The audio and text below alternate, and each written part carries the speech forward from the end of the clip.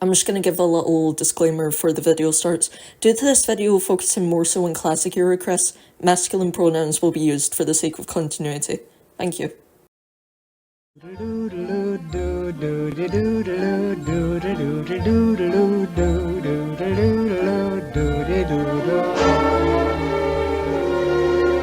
What I just showed you was an excerpt of a video uploaded stardate October 20th, 2008, in which Kristen Weston Chandler's Sonichu medallion was destroyed by an anonymous troll. This does not even deserve a captain's log introduction, because this is dead serious. Posing as a fictitious online girlfriend named Blanca Weiss, who Chris believed was a real woman interested in dating him. The troll had received the medallion shortly before, on October 7th, 2008, after Chris himself mailed it to Blanca, alongside a letter containing drawings done by Chris. After the video had been released, and even after various warnings that Blanca was not real, Chris still believed she was. This whole exchange highlights his naivety. Naive is defined as of a person or action, showing a lack of experience, wisdom or judgment, which is a definition that fits Christian scarily well.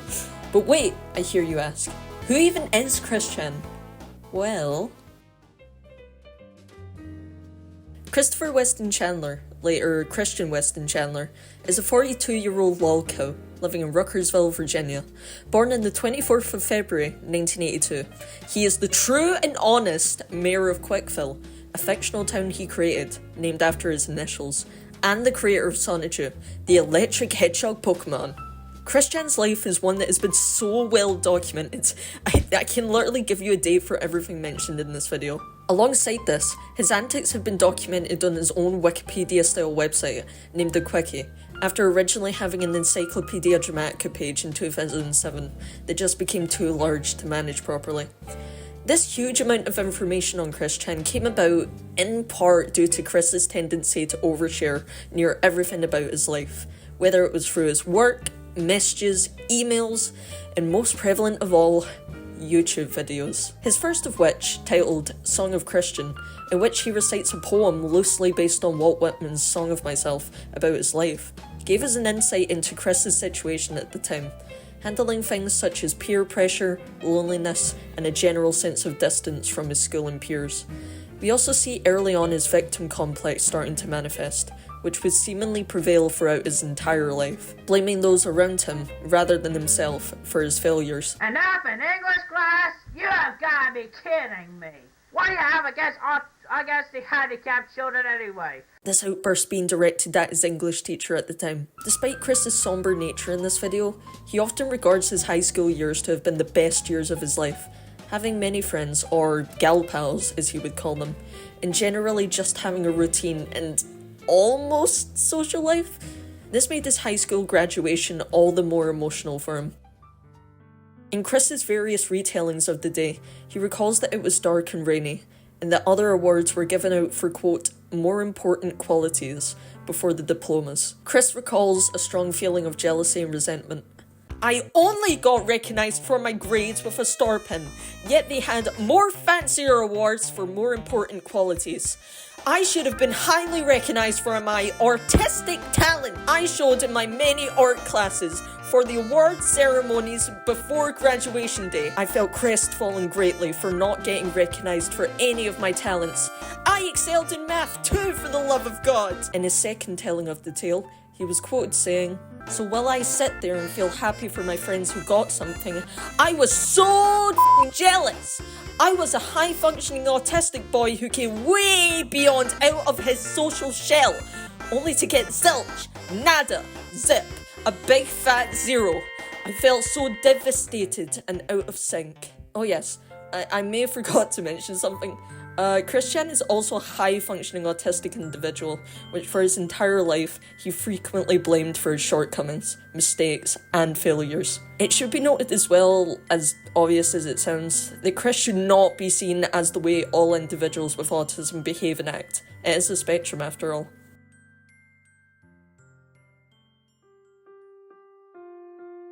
After his high school years, Chris enrolled in Piedmont, Virginia Community College, circa September 2000, otherwise known as P.V.C.C, or as Chris would later coin, the private villa of corrupted citizens.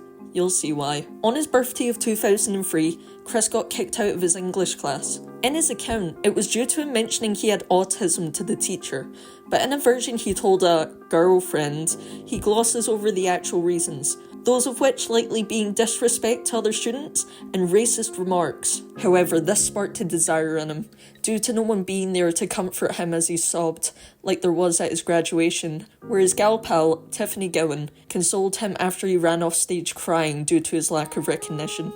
This desire was that he needed a girlfriend, or rather a sweetheart, as he would later frequently say. So his search began, culminating in a near decade-long saga, which had few ups and many, many, many downs. This saga would be known as the Love Quest, both by those online and Chris himself, and the goal of this mission was simple for Chris. Meet the woman who would be his sweetheart, look after him like a mother, and have his daughter, who he would name Crystal. The love quest began in person, with Chris employing various methods to woo the ladies, the most popular of which being an attraction sign that he would hold out in public to attract potential boyfriend-free girls. The requirements for said girl were written clearly. They read, seeking a cute 18 to 21 single female companion, 18 to 21 years of age, does not already have a boyfriend, single, average to slender weight, body type, white, lives in Charlottesville or Ruckersville area,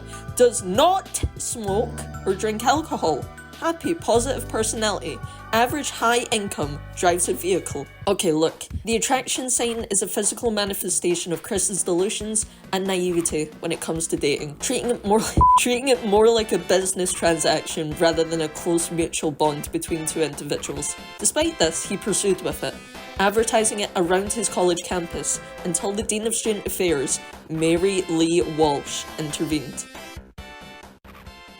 According to Chris, while he was with his sign, Walsh tore it down and said, "You will never get a girlfriend this way, or indeed at all." Chris resented Walsh as a result, so much so that he made her a villain in the Sonichu comics, using her actual name, before later changing it to Slaweel Ryan. This setback for Walsh did not halt Chris's love quest. However, the attraction sign did begin to waver, and by 2009, after a suggestion from Barbara, his mother, Chris retired the sign. Chris achieved online infamy around 2007, after users on 4chan found his Sonichu comic and began drawing, let's just say interesting pieces of fan art. This was also the year his Encyclopedia Dramatica page was created, which infuriated Chris, as the page was updated frequently to document everything going on in his life, including all his shortcomings. People found how easy it was to agitate and anger Chris, which may have been partly due to his autism, but more likely was due to his large ego and inflated sense of self-entitlement and importance, and they exploited it, time and time again. These trolling campaigns against him took many forms. Some were just standard insults, occasional calls to his house, while others were more dedicated efforts, such as fake internet girlfriends, exploiting Chris's most wanted desire, that of companionship and someone to mother him. The first of these online girlfriends was one Lori Lopez, a persona made up by Joshua Martinez, an old friend of Chris who he met at speech therapy. The character was made to catfish Chris, making Joshua the first one to do so. Chris believed that Joshua was trying to set him up with Lori, and he told acquaintances at the time through email about this. Joshua found a gal who was interested in me, after reading about me in my MySpace profile at least. Her name is Lori Lopez. I chatted with her through AOL Instant Message last night. She was really sweet, and not only did I have a great time getting to know her, but, blush, I got turned on. I know that she works at a car lot, I think. She is 23, brunette, brown eyes, and she is a mix of American and Spanish. If you've watched the movie Into the Blue, the starring woman, Jessica Alba, is an American-Spanish mix as well. I'm keeping the sweetheart search details on my profile until I know for certain that Lori is really to be my sweetheart. Eventually, their relationship fell through, after Lori confessed to loving Joshua rather than Chris. However, Joshua would later return in 2009 with another just as plausible fake persona, that being famous actress Vanessa Hudgens. However, in August 2008, Chris would meet another woman online who he believed would be his bride-to-be, and her name was Blanca Weiss. Blanca Weiss, which when translated literally means white, Chris's requirement for a boyfriend-free girl, was a supposed fan of the Sonichu comics, and a troll-created sweetheart who had one goal: get the Sonichu medallion. The persona was operated by 3 YouTube trolls: Ricky Ricardo123, Nurse Iki-chan, who would talk to Chris via IM and telephone respectively, and Chris69, who was the troll that received the package containing the medallion and letter. The first correspondence with Blanca would occur on the 19th of August 2008, where Chris received an email from her. Attached was a drawing of Erosi, Jigglyami, which is a combination of Jigglypuff and Amy Rose, who Chris would later claim after their eventual breakup. A short love triangle would later emerge between Chris, Blanca, and yet another troll-created persona, Sarah Jackson, who Chris had met after she contacted him through a Sonichu and Rosechu blog. The two developed a good trust, before Chris had to decide whether he wanted her or Blanca. He ended up choosing Blanca. This led to Sarah's tragic demise at the hands of Optimus Prime disguised as a truck. Blanca and Chris became serious, with many explicit conversations following in September of 2008. But it would be on the 20th of October 2008 where the troll's main goal would finally be realised. After Chris sent Blanca his Sonichu medallion alongside a love letter containing drawings on October 7th, 2008, a video would later be uploaded to YouTube where the medallion would be cut up, put into a jar of pickles, smashed with a hammer, and set on fire, cementing to everyone that Blanca was nothing more than the facade. Everyone but Chris, who clung on to the fantasy even after this, showing his desperation and naivety, claiming that trolls intercepted the package and that Blanca was a real woman. These events in Chris's life show more than anything his naivety towards his situation and his delusions when it comes to love. There's a letter from Chris's childhood, written by one of his special ed teachers, Virginia Janine Sanford, as he was leaving Providence Middle School, that I believe is relevant here. It reads, "To Christian, well, it's been 3 years now at Providence and it's all over. Where's the time gone to? The most important parting words I can leave you with, well, are to always remember this. You show people where your weak points are located, then they will know how to push your button. If you never show them, they will never know. I hope you will have an enjoyable summer and come back to visit. Do your very best at Manchester, put your best foot forward, and treat others as you wish to be treated. Love, Mrs. Sanford. G.S." In a way, this letter is oddly sad, because as I've shown you in this video, and I may show in others, Chris did not take this advice on board at all. Time and time again showing trolls where he hurt them most, and in doing so, exposing himself to mockery, ridicule, and lies. And whenever Chris would respond to this, he would open himself up to more attacks, as his immaturity just made him something to laugh at. Nobody took him seriously, and honestly, nobody should have. Would you have took a 26-year-old man wearing a medallion of a Sonic Pikachu hybrid, surrounded by toys, screaming about his plans for his franchise compromised of mostly stolen ideas? Seriously? Yeah. And this is what fascinates me most about Chris Chan.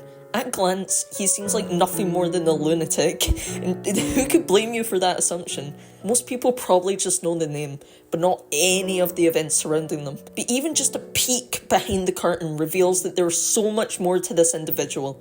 Whether it be their childhood, family life, high school years, artistic endeavours, odd use of language, pitiful attempts at love, poor financial decisions, past flagrant homophobia and general bigotry, laziness, immaturity, internet infamy, facial blindness, autism, delusions of grandeur, ego, self-entitlement, trolls, or their naivety. I really hope you enjoyed watching this video as much as I enjoyed making it. I may make other Christian videos in the future, and if I do, I know what I'm going to cover next. Thanks for watching and have a great day, afternoon, evening or night.